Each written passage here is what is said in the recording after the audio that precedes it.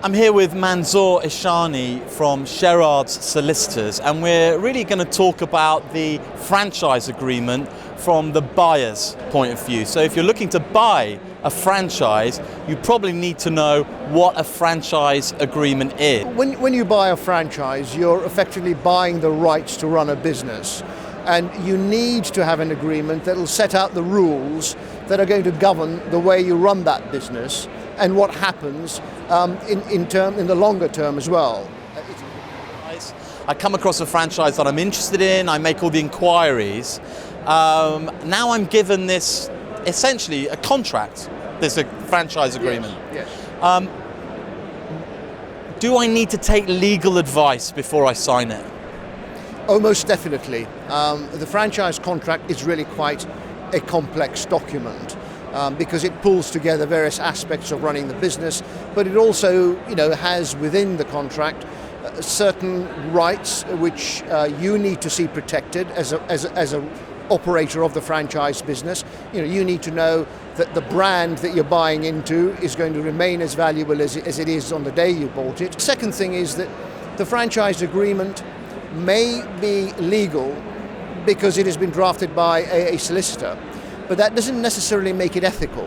And that's when the British Franchise Association comes in, because there is a code of ethics, and ethical franchisors would abide by this code of ethics. And the purpose of the code of ethics is really to make sure that franchises don't get ripped off, and agreements don't contain hidden clauses that could prove to be very expensive for the franchise buyer. What sort of fees are they looking at for this kind of work? Most franchise solicitors, and you do have to go to a solicitor who specialises in franchising, will give you a quote, and it'll range between £350 plus VAT to maybe £700. For that, you would expect the solicitor to read the agreement, understand the agreement, and explain it to you. Do you come across stories where the buyer has not taken that advice? Time I come across something like that is when there is a problem. We've got a situation where there's litigation looming. They then come and say, well, look, I've got this problem. The franchisor hasn't done what he said he would do. I'm not getting the support, or the advertising money seems to have disappeared and I don't know where it's gone, and so on and so forth. And at that stage you say, well, okay, let's have a look at the agreement, because it's the agreement that will govern your relationship.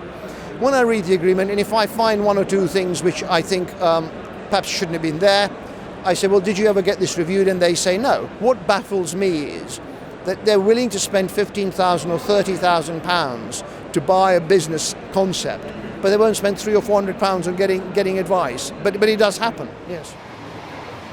What are the 2 or 3 key franchise terms, the key terms of that contract that they really need to be focusing on? If before you buy, during the initial stages, they say, well, look, Mr. Ishani, the franchise is going to cost you £20,000, but out of that, we're going to spend £3,000 on launching your business, you need to see that that is written in the agreement, because the way these agreements are drafted, if it's not written in the agreement, it will not be binding.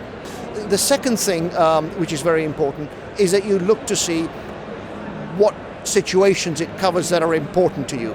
What happens at the end of the, say, 5-year period? Where does that leave you? What happens if you want to sell your business?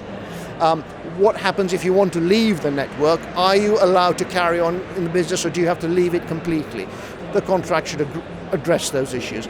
And I think finally I would say that it must contain the right for you to use the brand that you are buying into, and very important, it must say what the franchisor will do if somebody is using that brand without their consent. If a copycat operation springs up next door to you, is the franchisor obliged to protect you and take some action on that? Because that's what you're buying at the end of the day.